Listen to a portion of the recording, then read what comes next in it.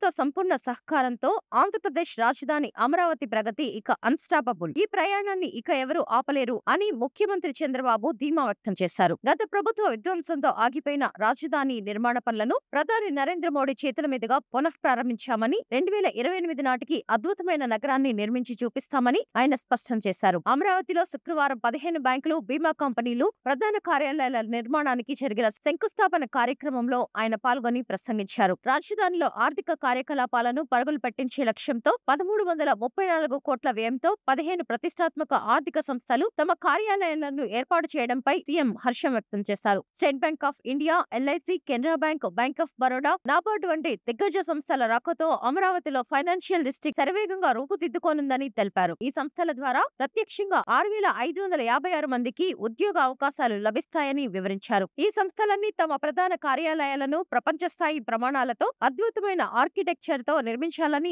ఆయన కోరారు. రాజధాని నిర్మాణం కోసం 34,000 ఎకరాల భూములను త్యాగం చేసిన రైతులకు ఈ సందర్భంగా చంద్రబాబు శిరస్సు వంచి నమస్కరించారు. ప్రపంచంలోనే అత్యంత స్ఫూర్తిదాయకమైన ల్యాండ్ పూలింగ్ విధానంలో భూసేకరణ జరిగిన ఏకైక ప్రాంతం అమరావతి అని కొనియాడారు. రాజధాని పునర్నిర్మాణ పనుల కోసం కేంద్రం 15,000 కోట్లను కేటాయించిందని గుర్తు చేశారు. దేశ ఆర్థిక వ్యవస్థను ప్రధాని మోడీ, ఆర్థిక మంత్రి నిర్మలా సీతారామన్ గాడిలో పెట్టారన్నారు. వారి సహకారంతో ధ్వంసమైన రాష్ట్రాన్ని మళ్లీ నిలబెడుతున్నామని, ఇంకా ఇబ్బందులు ఉన్నా అభివృద్ధి సాధించగలమన్న విశ్వాసం తమకుంది అని అన్నారు. అమరావతి కేవలం ఆర్థిక సంస్థలే కాకుండా ప్రపంచ స్థాయి విద్యా, వైజ్ఞానిక సంస్థలు కూడా తరలి వస్తున్నాయని చంద్రబాబు తెలిపారు. విట్, ఎస్ఆర్ఎం వంటి విద్యాలయాలతో పాటు క్వాంటమ్ కంప్యూటర్ ఏర్పాటు కోసం ఇండియన్ ఇన్స్టిట్యూట్ ఆఫ్ ఆస్ట్రోఫిజిక్స్ ఆధ్వర్యంలో కాస్మోడ్ ప్లానిటోరియం కూడా ఏర్పాటు కానుండడం శుభ పరిణామం అన్నారు. త్వరలోనే సీడ్ యాక్సెస్ రహదారిని పూర్తి చేస్తామని, 7 జాతీయ రహదారులు, రైల్వే లైన్లతో అమరావతిని అనుసంధానిస్తామని చెప్పారు. అమరావతిని పూర్తి స్థాయి గ్రీన్ బ్లూ సిటీగా తీర్చిదిద్ది భారతదేశం గర్వపడే రాజధానిగా నిర్మిస్తామని హామీ ఇచ్చారు. రాష్ట్ర సమగ్రాభివృద్ధిపైన ఆయన కీలక ప్రకటన చేశారు. గత ప్రభుత్వ హయాంలో పరిశ్రమలు పారిపోయాయని,